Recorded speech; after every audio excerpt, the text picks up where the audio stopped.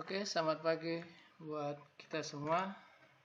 Ya, ini kita pertemuan yang ke-10. Kita masuki ya topik perekonomian terbuka. Nah, karena banyaknya topik untuk hari ini, maka perekonomian terbuka saya bagi menjadi 2 kali pertemuan. Hari ini part 1 ya.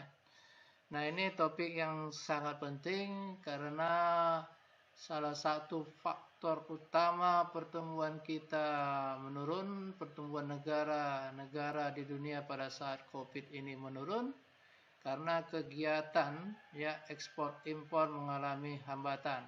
Ya, terutama ya negara-negara besar ya.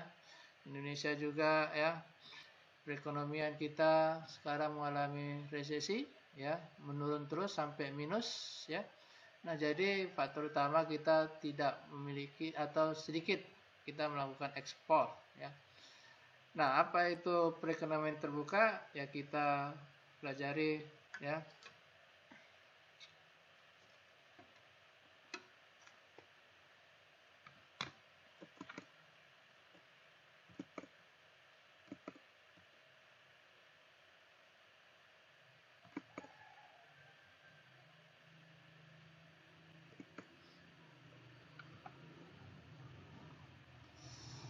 Nah, perekonomian terbuka itu disebut dengan terbuka, artinya terbuka, berarti pengeluaran negara di tiap tahun tertentu tidak sama dengan output barang dan jasa. Suatu negara ya bisa melakukan pengeluaran lebih banyak ketimbang produksinya ya, dengan meminjam dari luar negeri, atau bisa melakukan pengeluaran lebih kecil produksinya dan memberi pinjaman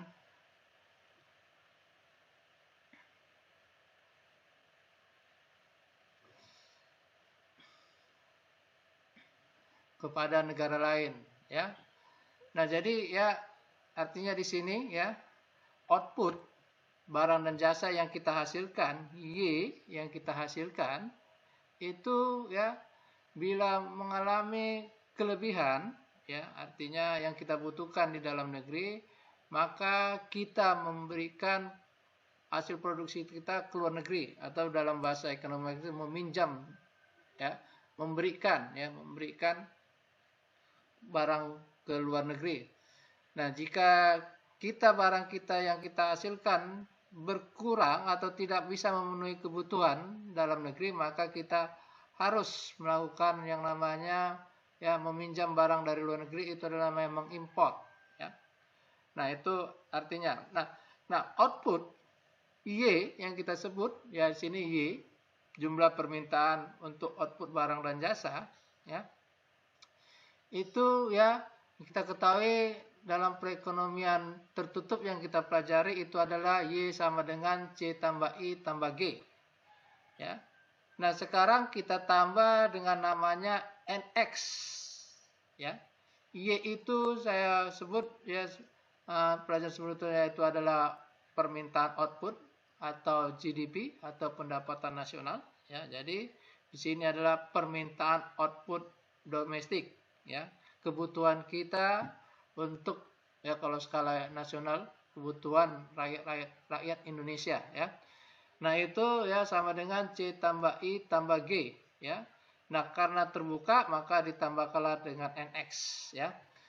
Nah, jadi yang tadi dikatakan bahwa apabila kebutuhan kita, output kita ya mengalami yang namanya pengurangan, berarti ya dalam rumus ini kita buat tuh Y dikurang C ya dikurang I dikurang G sama dengan NX ya. Jadi Y sama dengan C, Y dikurang C dikurang I sama dengan G sama dengan NX. Apabila Y ya itu ya lebih besar dibandingkan dengan C tambah I tambah G, berarti output lebih besar dibandingkan dengan pengeluaran C, I, G, maka output kita berlebih, maka kita harus melakukan ekspor. Tetapi kalau dari rumus tadi Y sama dengan kurang C ditambah I tambah G, apabila output kita ya itu yang dihasilkan itu lebih sedikit dibandingkan dengan CI dengan G, maka kita melakukan import. Nah, itulah yang dimaksud tadi bagaimana istilahnya tadi terbuka NX ya.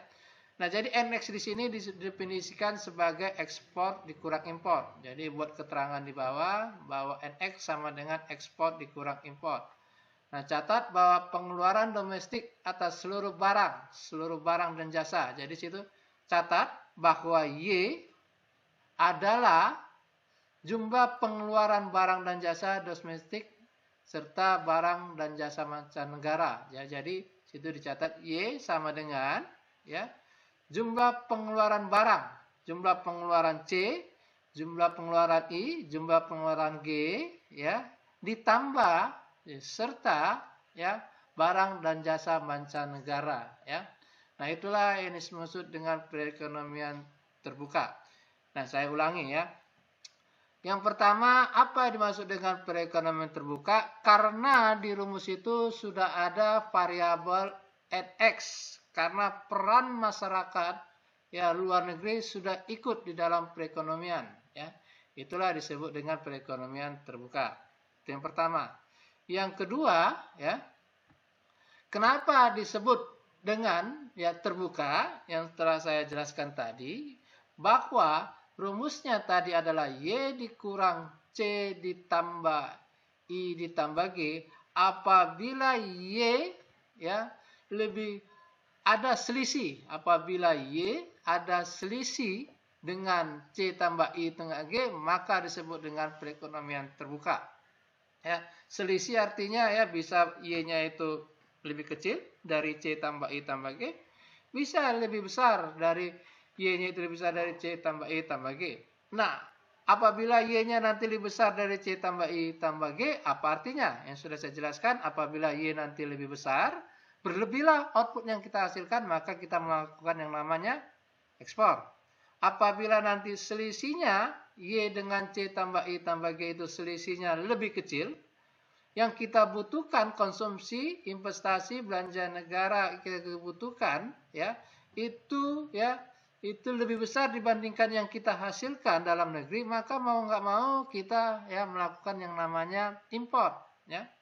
Nah, itulah disebut dengan terbuka. Jadi persamaan ini menunjukkan bahwa perekonomian terbuka itu pengeluaran domestik tidak perlu sama dengan barang dan jasa. Jadi ya perekonomian terbuka disebut perekonomian itu artinya ada selisih antara Y dengan ya C tambah I tambah G. Tidak perlu sama antara Y dengan pengeluaran domestik. Jadi saya ulangi lagi bahwa perekonomian terbuka itu ada selisih antara output dengan pengeluaran domestik. Nah, jika Y melebihi pengeluaran domestik, ya, yang kita hasilkan itu melebihi ya dari ya yang kita keluarkan, ya yang kita butuhkan, maka ya sisanya itu selisihnya itu kita akan mengekspor, selisihnya.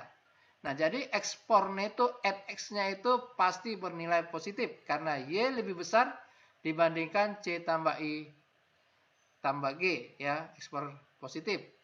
Nah, jika Y kurang dari pengeluaran domestik, jika Y lebih kecil dari C tambah I tambah G, jika output lebih kecil dari C tambah I tambah G, maka kita mengimpor selisihnya. Ya, jadi Y lebih kecil artinya apa? Yang kita hasilkan, output yang kita hasilkan, maka ini ya kita membutuhkan dari barang dari luar negeri karena kita membutuhkan lebih banyak, tapi yang kita hasilkan, output yang kita hasilkan lebih sedikit, maka kita mengimport selisihnya. Ekspor neto adalah negatif. Nah, jadi ya perlu dicatat keterangan di bawah ya, ada buat catatan di catatan bahwa NX ya sama dengan negatif. Itu artinya ya apabila Y ya lebih kecil dari C tambah I tambah G, itu sama dengan defisit. perdagangan, ya. Kemudian NX sama dengan positif, artinya Y lebih besar C tambah I tambah G, itu artinya surplus perdagangan. Nah, apabila NX sama dengan 0, maka disebut perekonomian tertutup, karena tidak ada yang namanya ya pengeluaran sama dengan output. Tidak ada terjadinya namanya ekspor dengan import. Itu ya, itu yang kita sebut ya. Secara matematika yang mana NX yang positif dengan yang negatif. Yang kedua ya, coba dicatat, yang kedua disebut NX sama dengan positif apabila ekspor lebih besar dengan import. Atau buat tanda panah disebut dengan surplus perdagangan, ya. Kemudian XX disebut dengan negatif apabila ekspor lebih kecil, ya, dibandingkan dengan import. Ini disebut dengan defisit perdagangan. Apabila NX sama dengan 0, itu berarti ekspor sama dengan import. Ini disebut dengan balance perdagangan, artinya sama antara ekspor dengan import. Ya, jadi ada dua definisi, ya. Sudah saya jelaskan ada dua definisi. Yang pertama tadi disebut dengan NX positif dengan menggunakan rumus Y C tambah I tambah G.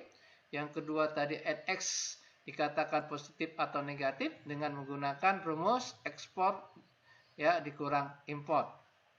Nah, kita lanjut.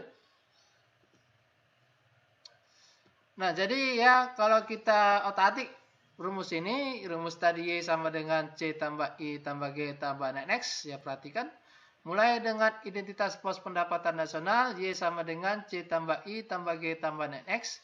Maka apabila kita pindahkan C dengan G-nya ke sisi kiri, ya, jadi kalau kita pindahkan, jadi yang tanda positif C, tanda positif G pindah ke sisi kiri, maka dia bertanda negatif. Jadi Y dikurang C dikurang G sama dengan I tambah dengan NX.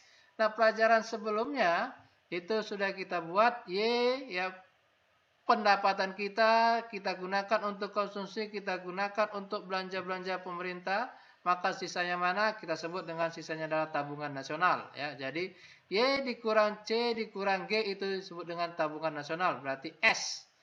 Nah, S sama dengan I kalau perekonomian tertutup, tapi karena kita perekonomian terbuka sudah ada tambahan X, maka di situ jadinya S sama dengan I ditambah dengan NX, ya. Jadi sekarang kita punya tabungan nasional sama dengan investasi sama dengan net ekspor. Nah, sekarang kita pindahkan ya I-nya yang di sisi kanan pindahkan ke sisi kiri, itu menjadi X dikurang I. Jadi kurangi I dari kedua sisi untuk memperoleh persamaan baru, berarti S dikurang I sama dengan NX. Nah, sekarang ya dapatlah X dikurang I disebut dengan investasi asing neto sama dengan neraca perdagangan, ya. Nah, ada definisi yang ketiga, ya. NX positif disebut positif apabila S lebih besar dari I, apabila tabungan nasional lebih besar dari investasi. Itulah disebut dengan tadi adalah surplus perdagangan, ya. Nah, kemudian NX bertanda negatif. NX sama dengan negatif apabila X lebih kecil dari I. Itulah disebut dengan ya defisit perdagangan. Nah, apabila nanti S sama dengan I, ya, maka nilai NX sama dengan 0. Apabila NX-nya sama dengan 0, maka yang terjadi itu adalah balance perdagangan, ya. Nah, itu sudah ada 3 definisi. Jadi ya, saya bilang tadi coba dicatat ya. Bagaimana tadi apa disebut dengan surplus perdagangan, defisit perdagangan, ada 3 rumus, ada 3 definisi. Oke ya, sekarang kita lanjut ke slide berikutnya. Nah, jadi ya arus modal ke luar negeri itu adalah X dikurang I sama dengan NX. Jadi ini yang saya jelaskan tadi. Jika X dikurang I dan NX positif, ya, kita punya surplus perdagangan, ya. Kita jadi negara donor di pasar uang dunia, kita mengekspor lebih banyak barang daripada mengimpornya. Yang kedua, jika S dikurang I dan NX negatif, kita punya defisit perdagangan. Kita jadi negara pengutang di pasar uang dunia dan kita mengimpor lebih banyak barang daripada mengekspornya. Jika S dikurang I dan NX 0, kita punya perdagangan berimbang karena kita nilai impor sama dengan nilai ekspor. Ya. Nah, jadi ya ini penting karena sebelumnya kita belajari dengan yang namanya ya kurs, ya. Kita pelajari bagaimana kekuatan uang, ya, nilai uang rupiah misalkan dengan dolar. Nah, jadi pas saya buat tugas hari itu bagaimana terjadinya ya nilai mata uang rupiah dengan dolar itu mengalami peningkatan atau penurunan. Itu yang saya katakan itu akibat dari permintaan dan penawaran dolar di dalam negeri, ya. Nah, permintaan dan penawaran dolar di dalam negeri itu salah satu penyebabnya itu adalah ya perdagangan, ya, nilai neraca perdagangan, ya. Contohnya kalau kita mengekspor lebih banyak, ya, berarti barang yang kita jual ke luar negeri, nah barang yang dibeli di luar negeri, ya, barang kita yang kita jual ke luar negeri dengan menggunakan dolar, berarti dolar kita masuk. Ya, dolar masuk ke Indonesia, maka ya di situ ya rupiah akan menguat, permintaan di situ rupiah akan menguat seperti itu. Tetapi kalau kita lebih banyak mengimpor, ya, jadi kalau kita membeli barang dari luar negeri, maka kita harus membutuhkan dolar banyak karena kita lebih banyak mengimpor, maka nanti permintaan dolar akan kuat. Apabila permintaan dolar kuat, maka kita akan ya mengalami yang namanya ya keadaan ya kurs kita melemah, ya. Itulah saya bilang tadi, itu akibat permintaan penawaran. Salah satu contohnya menyebabkan dorongan permintaan atau dorongan penawaran menyebabkan yang namanya surplus, menyebabkan namanya kurs melemah atau menguat, itu karena kita salah satunya penyebab ekspor dengan impor, ya. Nah, jadi contohnya seperti ini, neraca perdagangan bilateral antara dua negara berarti bahwa nilai apa suatu negara jual ke negara lain sama dengan nilai yang dibeli dari negaranya. Contohnya ada negara perdagangan bilateral antara Amerika dengan Cina, membeli sepasang sepatu dari Cina seharga $300, tapi menjual jin ke Cina juga seharga $300. Nah, artinya ya Cina mengekspor dengan nilai $300 ke Cina, ya. Amerika mengekspor sepatu ya ke Cina dengan harga $300. Sebaliknya, Cina juga mengekspor ya jin ke Amerika dengan nilai $300. Balance, ya, itu terjadi namanya balance perdagangan. Namun ya ini ya sulit karena namanya nilai uang itu sulit, perdagangan sulit mencapai namanya balance, ya. Nah, jadi kita ya sampai sekarang kita itu defisit perdagangan, ya. Artinya apa tadi? Lebih banyak kita impor daripada yang ekspor. Nah, jadi ya dari zaman Soekarno sampai zaman Jokowi itu ya selama pemerintahan beberapa presiden kita selalu defisit perdagangan, ya. Jadi kalau saya menilai kapan Indonesia bisa maju, ya. Kalau kita lihat pertumbuhan ekonomi, dilihat dari inflasi, dilihat dari pengangguran, tetapi salah satu indikator yang belum bisa sampai sekarang tercapai, ya, kita masih ya lebih banyak mengimpor daripada ya mengekspor.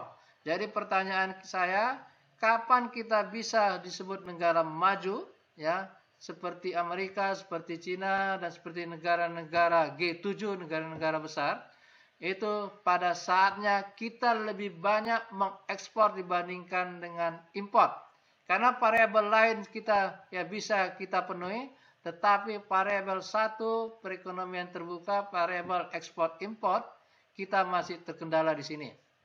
Nah, jadi ya kalau ini tingkat lanjutnya, kalau Anda bicara dengan ya dosen atau teman-teman Anda kalau di dunia kerja, ya kita kalau dibilang ya pertumbuhan kita maju, ya inflasi kita sangat kecil, kemudian ya pengangguran kita tidak seperti di negara-negara Afrika atau negara Yunani yang banyak yang menganggur. Nah, tapi kita belum bisa dikatakan ya negara besar, negara maju, ya gara-gara satu variabel Anda katakan. Apa itu? Ya, perdagangan kita internasional masih banyak kita mengimpor dibandingkan dengan ya mengekspor. Nah, jadi seperti itu. Nah, jadi sulit ya balance. Jadi kalau dari tiga negara ya bisa kalau disusun dari tiga negara ya seperti Amerika ke Cina kemudian ke Jepang. Jadi misalkan Amerika menjual ke Jepang 300, kemudian Jepang jual ke Cina juga 300, Cina menjual ke Amerika 300. Jadi lingkaran itu bisa balance. Nah, pada saat waktu ya Donald Trump, yaitu presiden Amerika sebelum John Biden sekarang ya, itu ya waktu dia dilantik jadi presiden Donald Trump, itu beberapa bulan kemudian Donald Trump ngomong Indonesia melakukan yang namanya kecurangan, ya melakukan kecurangan. Saya ya langsung pakar-pakar hukum sudah berpikir ini masalah hukum, tetapi kalau saya melihat kalau Donald Trump itu mengatakan kita melakukan kecurangan, berarti ya saya lihat situ masalah perdagangan. Benar, waktu situ disampaikan ya, karena langsung ribut ya, ada beberapa negara melakukan kecurangan termasuk Indonesia katanya seperti itu. Nah, ternyata kita melakukan kecurangan dikatakan di situ karena ya perdagangan kita, ekspor kita lebih banyak ke Amerika dibandingkan ya ekspor Amerika ke Indonesia. Maka Donald Trump bilang melakukan kecurangan ya. Nah, memang ya inilah yang kita lihat kalau ada misalkan demon-demon yang namanya boykot ya, tidak menggunakan yang namanya barang-barang dari luar negeri, itu omong kosong. Sulit kita tidak mengatakan yang namanya NX, tidak mengadakan net ekspor. Nah, kalau kita negara-negara tertutup seperti Korea Utara ya, itu susah sekali mereka akan berkembang.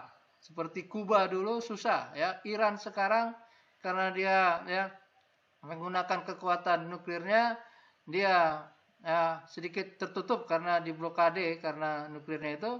Ini bisa dibuat negara yang namanya kesusahan. Iran masih aman karena memiliki minyak, tapi Korea Utara misalkan negara-negara yang negara-negara timur yang menganut paham komunis dulu, ini sulit berkembang kalau tertutup. Nah, jadi sekarang lagi ada ribut-ribut lagi dengan yang namanya antara Israel dengan Palestina. Kita nggak masuk ke bagian itu. Nah, jadi ada keluar sekarang bagian yang namanya itu ya boykot. Boykot barang-barang yang buatan dari Israel ya.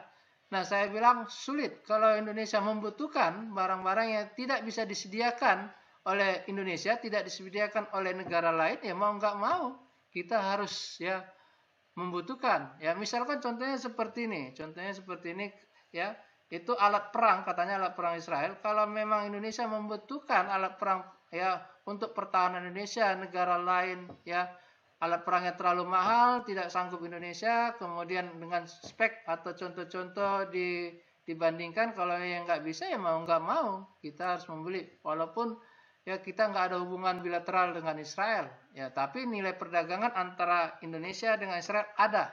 Itu memang lucu ya, kenapa bisa gitu, karena ada dunia ketiga ya, artinya ada perantara. Misalkan ya barang Israel itu dijual ke Cina ya, kemudian barang Israel itu jual ke Amerika, Amerika menjual barang Israel itu menjual ke Indonesia, jadi perantara dunia ketiga ya. Nah, jadi ya saya bilang kalau ada demon-demon yang boykot barang-barang luar negeri sulit. Yang bisa kita kampanyekan cintailah barang dalam negeri ya. Nah, jadi beritahu sama orang tuamu ya, beli tas saja jangan sampai ya tas-tas luar negeri yang harganya misalkan 10 juta, 100 juta ya, dari Singapura itu banyak ya. Cintailah barang luar negeri. Itu membantu perekonomian Indonesia, apalagi pada saat sekarang Covid, impor kita lebih banyak dibandingkan dengan ekspor ya. Kita mengalami pertumbuhan kita ya menurun. Bagaimana cara meningkatkan pertumbuhan ekonomi? Ya cintailah dalam barang luar negeri ya. Nah, kalau bisa misalkan ya Anda beli laptop, ya laptop buatan dalam negeri. Misalkan handphone, kalau ada handphone buatan dalam negeri, gunakan barang dalam negeri. Nah, begitu ya. Begitu juga kalau mobil, semua cinta. Jadi Jokowi sekarang mengkampanyekan, karena kita pertumbuhan kita harus digenjot karena resesi. Kita ke Jokowi mengkampanyekan ya cintailah barang dalam negeri ya. Nah, kemudian ya bicara tabungan dan investasi terbuka ya. Jadi kita akan mengembangkan model arus modal barang tradisional. Lalu kita akan bahas isu seperti bagaimana neraca perdagangan merespon terhadap perubahan kebijakan ya. Nah, kita lanjut ya. Nah, di sini ya di dalam perekonomian terbuka bahwa ingat ya ada hubungan dengan tingkat bunga dunia. Artinya kalau kita sudah ya menjalin kerjasama dengan apa? Dengan luar negeri ya, maka peran dari ekonomi di luar negeri, barang yang dikirim itu ya memiliki pengaruh sangat luar biasa ya. Pengaruhnya itu mereka melakukan ekspor ke Indonesia, itu contohnya berpengaruh pada tingkat bunga ya, karena investasi dengan bunga itu berhubungan ya, berhubungan negatif ya, seperti itu. Jadi kalau ingat kita investasi, kata kuncinya di situ adalah berhubungan dengan tingkat bunga ya. Jadi mereka melakukan investasi, pabrik mereka untuk melakukan ekspor ke Indonesia, maka investasi itu berhubungan dengan tingkat bunga mereka. Nah, yang perlu diperhatikan situ adalah tingkat bunga dunia ya, yang negara-negara besar seperti misalkan Amerika ya, misalkan Cina, kemudian Singapura ya, itu diamati selalu bagaimana perkembangan ya tingkat bunga mereka ya. Misalkan perekonomian terbuka kecil dengan mobilitas modal sempurna, di mana tingkat bunga di dalam sama dengan tingkat bunga dunia ya. Jadi dinotasikan R sama dengan R bintang ya. Sama, artinya tingkat bunga dunia sama dengan tingkat bunga dalam negeri, domestik ya. Nah, dalam perekonomian tertutup yang menentukan tingkat bunga adalah keseimbangan tabungan domestik dengan investasi dan dunia ya. Seperti perekonomian tertutup, karena keseimbangan tabungan dunia dan bisa menentukan tingkat bunga dunia. Nah, jadi kalau kita susun semua ya model-model tadi ya, yang pertama Y sama dengan Y absen di situ adalah output ekonomi ditentukan ya oleh faktor-faktor produksi dan fungsi produksi. Kemudian rumus konsumsi, situ Y sama dengan C Y dikurang T, di situ C kata kuncinya di situ adalah pajak. C ya berhubungan negatif dengan pajak. Kemudian I sama dengan IR, I berhubungan negatif dengan ya tingkat suku bunga. Kemudian ya NX sama dengan Y dikurang C dikurang G dikurang I, itu berarti NX sama dengan X dikurang I ya. Nah, ini disusun semua, berarti situ NX sama dengan X dikurang I di situ dipengaruhi oleh tingkat suku bunga, maka NX sama dengan X dikurang IR ya, IR. Nah, artinya ya di situ bahwa investasi ada dipengaruhi tingkat bunga. Tingkat bunga kalau kita berada perdagangan ya terbuka, maka tingkat bunga dunia. Jadi persamaan ini menunjukkan bahwa neraca perdagangan ditentukan oleh selisih antara tabungan dan investasi pada tingkat bunga dunia ya. Anggaplah perekonomian berada pada posisi perdagangan berimbang ya. Jadi kalau perdagangan berimbang situ berarti ya kita lihat S sama dengan I. Dengan kata lain, pada tingkat bunga dunia investasi sama dengan tabungan.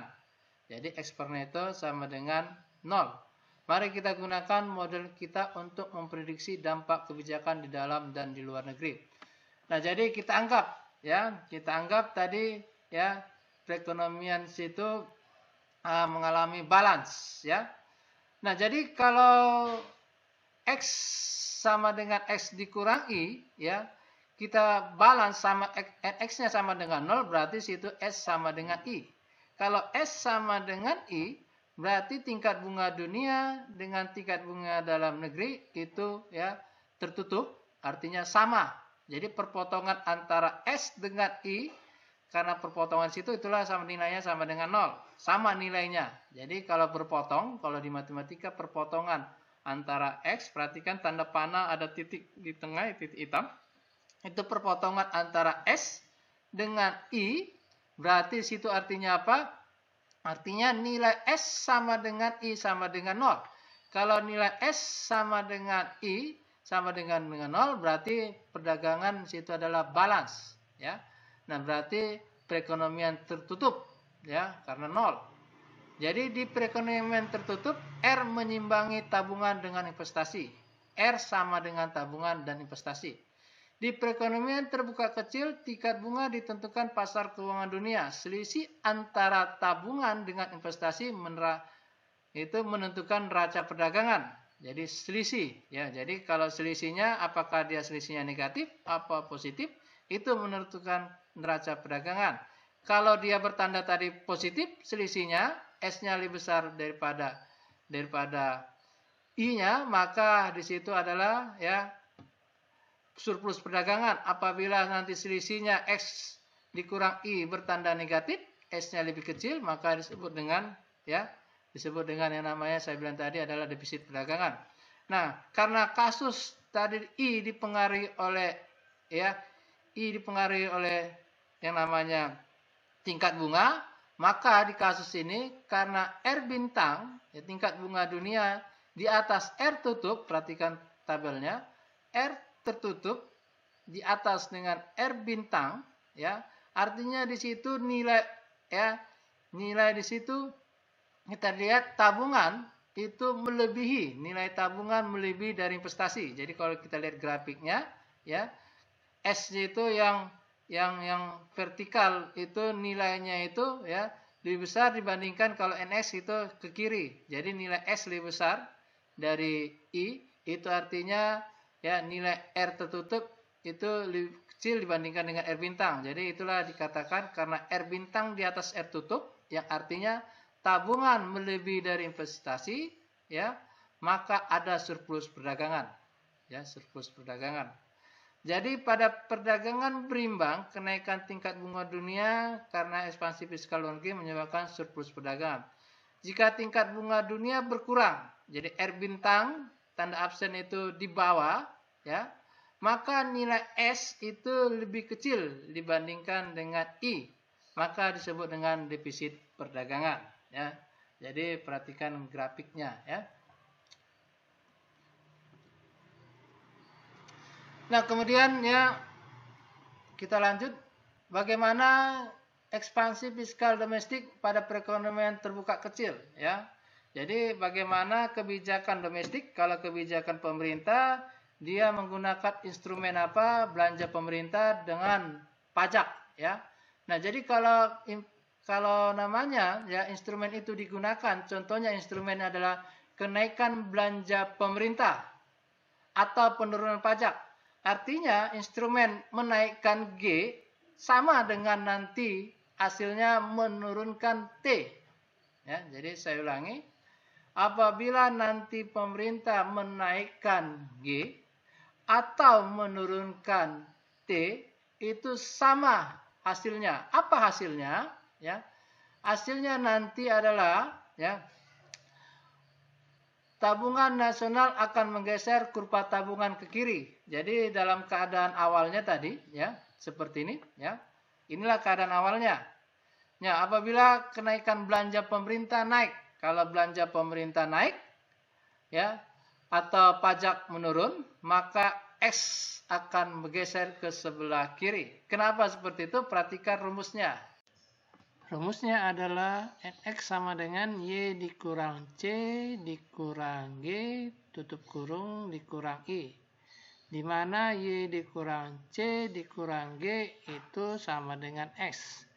Jadi pada kasus ini, pajak mengalami penurunan, maka konsumsi mengalami kenaikan. Kalau konsumsi mengalami kenaikan, nilai dari Y dikurang C dikurang G mengalami penurunan. Maka dari itu, ya, Y dikurang C dikurang G itu adalah tabungan, maka tabungan mengalami penurunan. Tabungan mengalami penurunan, maka akan bergeser ke sebelah kiri. Artinya apa? Hasil pengurangan tabungan nasional menyebabkan defisit perdagangan. I lebih besar dari S.